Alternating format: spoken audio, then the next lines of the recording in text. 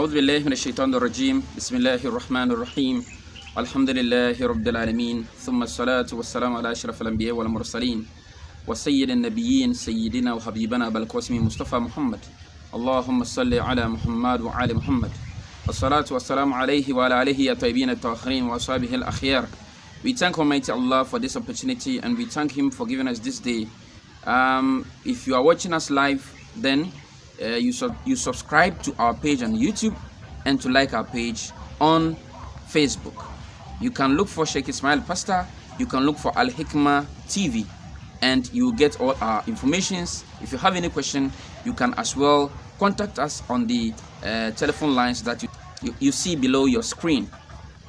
Now, we are bringing you a discussion on one of the most important things in Islam, and that is the foundation of Islam.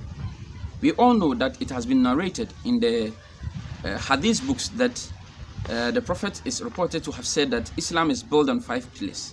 Bunya al-Islam ala khamsa. Shahadatu an la ilaha illallah, that one should believe that Allah is one, wa anna Muhammad Rasulullah sallallahu alayhi wa alihi wa sallam, and to also believe that Prophet Muhammad is the last and the final messenger amongst the prophets. Wa ikamatu salat, and he should observe daily prayers. Wa ita'i zakat, and then he should also give alms and charity. Wa sawm Ramadan, he should also fast in the month of Ramadan. And Hajj al-Bayt liman istata' ilayhi sabila, and one should go for Hajj when the person gets the necessary requirements or meets the necessary requirements. Now the question is, why is it that Muslims all over the world are committing crimes, doing evil acts, yet we claim that we follow the right religion, we follow the most authentic religion, we claim that we are the inheritors of the prophets, we claim that when Allah comes, we are going to be the first to be selected? Why is it that a Muslim can look at his fellow Muslim and kill him? A fellow Muslim will steal, a Muslim will backbite, a Muslim will insult, a Muslim will be fornicating, and he wouldn't even think twice. Why are all these things happening? It is simply because we have rejected the foundation of the religion. We are rather talking about the pillar of the religion. And why? We have pillars and we have a foundation. Before one builds a house, he lays down the foundation, mix cement and then gravel, and then puts it down as a foundation before he starts raising pillars to build his house. So we can talk about the Salaat, the Zakat, and what have you as the pillars of the religion. But before a pillar will be put on the ground, there should be a foundation that has been created for that building. There should be a concrete, a strong concrete, cement concrete on the ground to protect the foundation itself, so that the foundation will not collapse, so that the building wouldn't collapse at the long run. So, what is actually the foundation of Islamic religion? We hope you join us as we are bringing this discussion to you this afternoon. The foundation, or the main foundation in Islam, is morality. Morality in Arabic is called akhlaq. People do not accept Islam because Muslims pray. People do not accept Islam because Muslims fast in the month of Ramadan. People do not accept Islam because people go for Hajj. But rather, our attitude towards them, our morality, our good conduct, the teachings that Prophet Muhammad sallallahu alaihi wasallam brought to mankind. He was described in the Quran as innaka la'ala khuluqin azim. You are the best in terms of moral conduct. He was described again in the Quran that huwa rahmatan lil alamin, that his mercy to whole mankind. The Quran also described him as wa bi rahmatin minallahi linta lahum. It is by the mercy of Allah that you deal with the people. You show them mercy, you show them compassion, you show them love, you show them unity. وَلَوْ كُنْتَ فَنْذًا غَلِيظَ الْقَلْبِ لَمْ فَضُّوا مِنْ حَوْلِكَ. Had you been a hard-hearted towards them, had you been wicked towards them, they will have all run away and left you. And so, are we actually following the footsteps of the Prophet, or we are doing something different from what the Prophet really taught us? Now, one will ask, if that is the foundation, why the Salat? Let me bring it to light so that we all understand that I call morality the foundation of Islam because Prophet Muhammad started preaching about morality before talking about Salat. You don't build the pillars before you start laying foundation. The foundations is the beginning of the whole building. The concrete foundation is the beginning of the whole building. And so therefore, Prophet Muhammad preached for 40 good years about morality. The day of his birth was a sign of the change that is coming to the world. His lifetime from infancy, his interaction with people, even those who were politics, they called him Sadiq al-Amin. They called him, you are the best in terms of, you are the one who tells the truth and nothing but the truth. You are the one who represents good behavior and good conduct. You are a trustworthy person. They called him a whole lot of names. All is because that was the foundation of the religion. He preached, don't fornicate, don't backbite, don't insult, don't steal. He did all these things with his attitude, his character.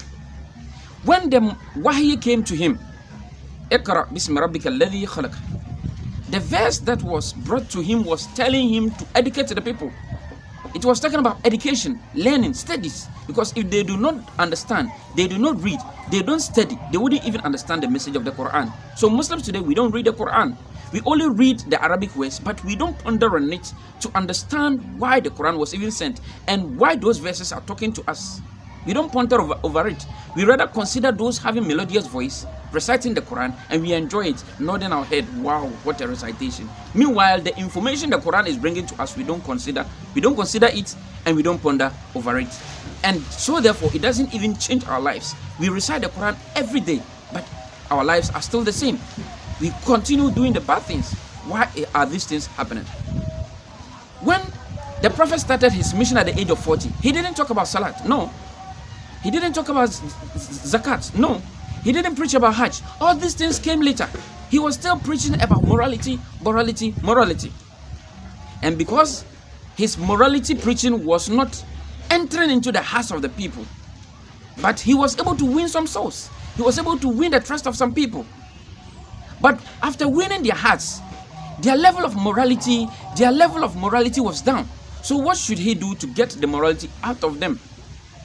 What he did was the introduction of Salat. That is when Salat came in. And when Salat came in, the reason why Salat was brought to the Muslim community was that Inna Salata tanha anil fashai wal munkar. Quran chapter 29 verses 45 in Surah Al-Ankabut. Allah subhanahu wa ta'ala said, Utlu ma uhiya ilayka min al-kitab wa akim salat. Inna salata tanha anil fashai wal munkar. Reveal to them, relate to them, narrate to them whatever has been sent to you, Prophet Muhammad, and observe prayer. Because the prayer, if they observe it, it will take them away from all this kind of indecencies, all this kind of atrocities, all this kind of sins, all this kind of bad behaviors that are in them. Salat is going to get all these things away from their lives. So one of the main reasons why Salat was introduced in the Islamic world, or Allah sent down the Salat, was to make sure that we stay away from immoral acts. Fahsha'i wal munkar, unnecessary behavior, ungodlike attitude, we stay away from it. That is why Salat came. Number 2, Zakat. Quran says, Khuz min amwalihim sadaqah tutahhirahum wa taskihim biha. Take this zakat from them to purify them and make them clean. Now, people are committing crimes today because of poverty. Because they don't have money, they have to lie before they even get what they will eat. They have to go and gamble. They have to go and steal sometimes because they don't have. They have to do all sorts of unnecessary acts. Some even have to shed blood before they get money. They get what they will eat. So the rich are obliged to help the poor so that they will not go and commit crimes and atrocities. And so Zakat is also one of the things that is going to instill morality in us. Because if everybody has what he will eat, has where he will sleep, have what he will use to cater for his health conditions, have what to wear, this person wouldn't commit any atrocities unless if the person is just an evil person, and that person will face the law. But majority of people today, they are doing the bad things because of poverty. And so if we give charity, it will instill morality in us. Number 3, Sawm Ramadan. Ramadan, Allah said in Quran chapter 2 verse 183 that يا أيها الذين آمنوا كتب عليكم الصيام كما كتب على الذين من قبلكم لعلكم تتقون. Fasting has been made obligatory upon you, just as it has been made obligatory upon those before you. لعلكم تتقون, so that you become pious. How do one become pious? To become pious means to be able to abstain from all the bad things and to do the righteous things. That is piety. And so in Ramadan, we don't fornicate, we don't backbite, we don't insult. It is a month that was meant to train Muslims so that Muslims can be able to abstain from all these atrocities, all these bad things. And so Ramadan is also in to instill morality in us. Hajj, going to Hajj. Hajj is also there to instill morality in us, because no matter how big you are, you go and meet somebody there who is bigger than you. No matter how rich you are, you go and meet somebody who is richer than you. No matter how intelligent you are, you go and meet somebody who is more intelligent than you. So you should humble yourself. Submit yourself to Allah. Don't be too arrogant. So Hajj there is mainly there to instill morality in us. So I think now we can now understand that Salaat, Zakat, Hajj, and Ramadan were all meant to instill morality in us. Because when Prophet Muhammad ﷺ started his mission, from the age of his birth till the age of 40, he wasn't preaching about Salat, Zakat or anything. He was preaching about morality. When he received the first revelation, he still was not preaching about Zakat, Salat and other things. He was still preaching about morality. And so morality was preached for so many years before Salat was introduced. And why was Salat even introduced? Because his preaching was not affecting their lives so much to understand that all of them, though they have believed in him, some have believed in him, but yet they couldn't stay away from all the bad things they were doing. And so Allah has to introduce Salat so that Muslims who have accepted Islam can abstain from all these immoral acts. And that is why Salat, Zakat and Hajj were introduced, as we have already explained. And so if you see Muslims fighting today, insulting each other, killing each other, backbiting, fornicating, and committing all sort of atrocities, it is because they hold fast too much the Salat, but they have ignored the reason why the Salat is even there. So they don't even understand why they are praying. They don't even understand why they are giving charity. They don't even understand why they are going for the Hajj. Some people, all they think is, I want to have the title Al-Hajj as part of my name. That is why he's going to Hajj. His purpose is not to go and make sure that he submits himself to Allah. His purpose is not to go and learn lessons from how the prophets and his people, the Prophet Ibrahim and Prophet ISMAIL, how they struggled to make Islam for them to even enjoy. They don't think about that. All they think is name, I want to get this, I want to get this position. That is all what they think. And so Muslims are diverting the main reason why they are Muslims. And the purpose why the Quran was sent, Muslims are moving away from it. And so we have to conscientize ourselves and bring our minds back to be able to understand why the Quran was even sent and why Prophet Muhammad was even sent.